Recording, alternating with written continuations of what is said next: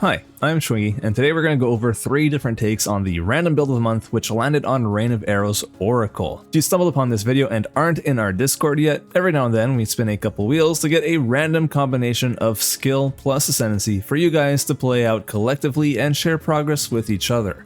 There will be a link in the description if you're interested in participating in the next one. So without further ado, let's have a look at what you guys have been cooking. First up, Gravechild's version. For offense, they're focusing on scaling crit, taking full advantage of the Oracle's inevitable critical hits, as well as leaning into the rage mechanics to boost up his damage. Here's what he had to say. Early on in the endgame, I tried using Combat Frenzy and Charge Regulation with Eternal Rage on the amulet, but wasn't getting pins enough to keep the charges up. Rain of Arrows never quite seemed enough on its own, so I used Spiral Volley for mapping and Barrage/Sniper's Mark for bosses. Originally tried using Bowshot on set 2 with Multi-Shot/Fork for clear to stay more true to the challenge, but it was just too slow. Damage scaling is largely from stacking Rage and Crit, since Oracle has the Crit Ascendancy node, the inevitable crits one, and some Rage nodes from Unseen Path. Two main things I kept having to solve for was the loss of life from running Berserk, especially when you get gear with more life and then your health starts draining even more, and getting the strength/dex required for the spirit from the Grip of Kulamak ring. I think it's generally the first time I actually see someone using the Grip of Kulamak, like unironically. I didn't even know those spirit mods existed. I guess there's a lot of mods that exist for that ring that I'm unaware of. Pretty cool use of it. The Oracle seems like such an interesting ascendancy with the whole like hidden paths thing on the tree, as well as being able to like grab nodes near the keystones that you've taken. I haven't played an Oracle yet. I'm looking forward to the day that I do, but it seems like a really interesting ascendancy. However, I will say it's odd. Well, odd. It makes sense, but it's strange that everybody picks the same 4 nodes, basically. Like every Oracle takes those nodes, and there's like 6 or 8 nodes in the middle of the ascendancy tree that nobody uses. Maybe one of you guys, the other builds, will use it, but we'll have to see. Also, I do just want to point out, I'm pretty sure you have a passive point being wasted on your build. It's this, so if we like take a look at your build over here, also the inevitable crits thing is this one here. But if you come over here, you have a Heroic Tragedy Timeless Jewel, which is like converting the keystones and I guess maybe some of the other mods. I don't actually know how the Heroic Tragedy itself works, but for sure it changes your keystone here. And you've got it twice. However, you can only allocate it like 1 time, as far as I'm aware. Because when I unclick this in Path of Building, your armor total stays exactly the same.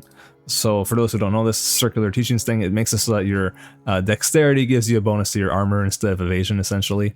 But yeah, tiny minor detail, but you could just, save like an extra point or 2 even, and do something else with those. But yeah, that's a fun little take on the Rain of Arrow Oracle. Seems like it's kind of a tricky build, actually, because Rain of Arrows is inherently like not the greatest single target build skill. But yeah, you guys have been making it work, which is cool. All right, let's take a look at Ogen's very different take next, leading into Bleed, Block, and Life Leech primarily. My 3 core nodes are Scent of Blood, Her Final Bite, and Valpact. Then I spotted Eroding Chains, and I wanted to try and combo it with Bushwhack Lizard Scale Boots. Scent of Blood is an Oracle branch that gives a total of 40% bleed duration, 80% chance to apply incision per hit for just 3 passive points. Master Fletching and the 2 nodes prior to it give me 32% increased quiver efficiency. I instilled my amulet with Core of the Guardian for increased block chance by 30%. So my rearguard quiver with 23% block gets me actually to 47% block chance. I wish I had a perfect one with 25% block and curation that would change the projectile speed to attack speed. It would be nice, but I did not have the divines to spend on it. For the Life Leech part, Fortifying Blood, Bloodthirsty, and Voracious are giving me 70% armor and evasion, 20% damage, 25% attack speed while leeching, and I also got 38% more attack damage while leeching from Carnage Heart that I luckily corrupted to reduce 16% of life instead of the usual 20. I'm also using that series Acuity Molded Mitts, which also give Valpact, and it actually works twice. My Bowshot falls from 157.54% life leech to 115% when I unequip them. Okay, so I actually played around with your build in Path of Building, and I do think you might be wrong here about the stacking of the Valpact. I think what you're seeing, that life leech jump is actually caused by the Atziri's Acuity line that says Leech 10% of physical attack damage as life, and not so much the Valpact itself. And the reason I think that is because, like, if I were to just hypothetically like take all of these things off, you still see that the life leech on hit rate actually goes up. So if I were to take all of these off, all of these nodes that you've grabbed here, this is just hypothetical, right? Then you can hover over this, and this is in Path of Building, by the way, and then your Valpact, it's literally doing nothing. So I don't think that they do stack. That being said, you grabbing it so that you can take all these nodes, I mean, I get it. It's not just to take Valpact over here. But I just wanted to point that out. I'm not entirely sure how that works. I don't know if it would make more sense to remove the Atziri's Acuity. I know you're also using the Herald that the gloves give you, which is kind of cool. I didn't even know that was a thing. But the Atziri's Acuity have a skill that gives you like a Herald of Blood, but it's a little bit different. Pretty neat. Anyways, back to what you were saying. Since Life Flask is not useful for me, I use Opportunity, Ultimate Life Flask, to help with snipes. Opportunity is like this Life Flask that when you use it, you can do more damage, or you have you have a longer perfect timing window. So for snipe, for perfect strike, any skill like that that has like a precise window that you need to release your skill with. For Rain of Arrows, I use Hemo Crystal support to build up Incision, and I use Deep Cuts too to create the bleed. Then the Rain of Arrow creates the crystals, and the crystals explode.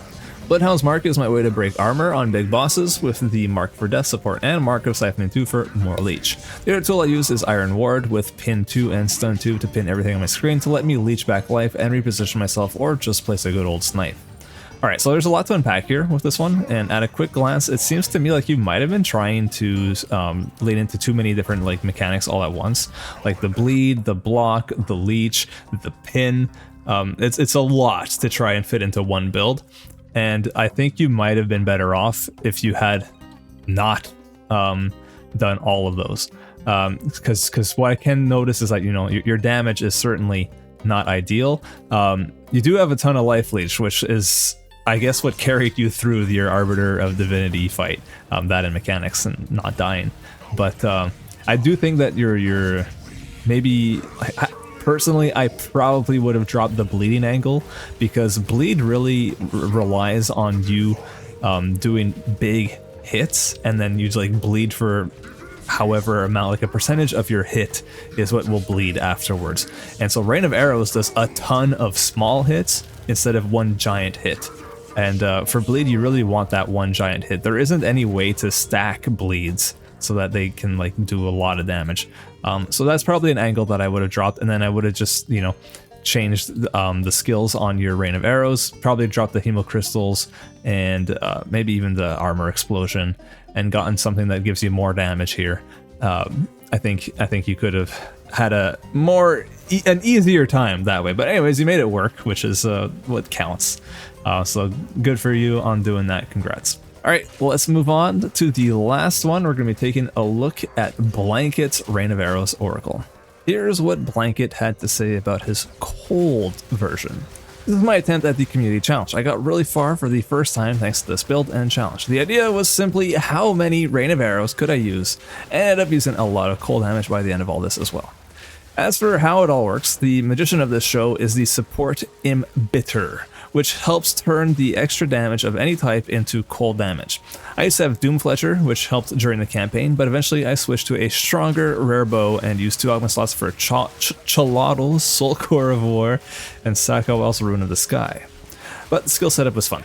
First we have Rain of Arrows, then Mirage Archer with Rain of Arrows, and another Rain of Arrows with Animus Splinters. All of them have Embitter. The 3 other skills ended up being Freezing Mark with Eternal Mark and Charge Mark supports, Rain of Blaze to help all the Rain of Arrows, and Elemental Weakness, but I use this in tandem with Cast on Elemental Ailment and Hex Bloom support. The rotation of skills goes as follows. Mark a rare mob or boss with Freeze Mark, Rain of Arrows, and Mirage Archer until the mob freezes, and then Rain of Arrows with Animus Splinters, and Rain of Blades, and maybe hopefully Mirage Archer too. When the mob freezes, Elemental Weakness should go off alongside some Shocked Ground, and that's how I can kill a boss relatively quickly if they stand still. That is a thing that I noticed while watching all of these, is that like Rain of Arrows is such a pinpoint skill, and like it's so easy for it to just not hit bosses, which I can imagine is really annoying. Hardest part about all of this, learning how damage works, and it drains mana quickly, so if not managed properly, it will run out and hopefully there's still mana flask charges left to use.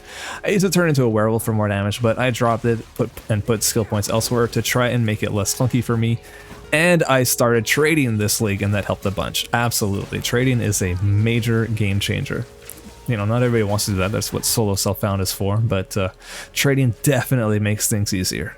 Cool. Nice to see so many different ways of building this Rain of Arrows Oracle. Especially fun to see a version that leans into having multiple copies of Rain of Arrows running via Mirage Archer and Animus Splinters. Which, in case you don't know, Animus Splinters like creates a copy of you using the socketed skill, kind of like Mirage Archer, but it only does it once, and it costs Runic Ward instead of mana. Whereas like Mirage Archer is like when you do a dodge roll, and it's a Spirit Reservation skill. It's worth noting that the build we're looking at is only like level 80, so it's not fully fleshed out by any means, and it doesn't have a 6 link, and only 3 of the 4 Ascendant Signals are taken, and this like got level 16, 15 skill gems. I will say though, I don't know if this may be a mistake or not, but in Path of Building, but it shows that you grab the Entwined Fates Ascendancy node on the tree without actually grabbing any keystones and taking advantage of the ability to like grab nodes near the keystones. You would have been much better off like taking the Inevitable Crits node instead, which would straight up just give you 25% more damage basically for free. So that's something that you know, you could even just go back into the game right now, unspec out of the Entwined Fates, grab the Inevitable Crits, and you'll just do more damage, just like that. Anyways, not a big deal. Thank you everyone for your submissions. I hope you had fun playing the build, and yeah, if you made it this far and want to participate in the next one, just join the Discord. Thanks again, and I'll see you all in the next one.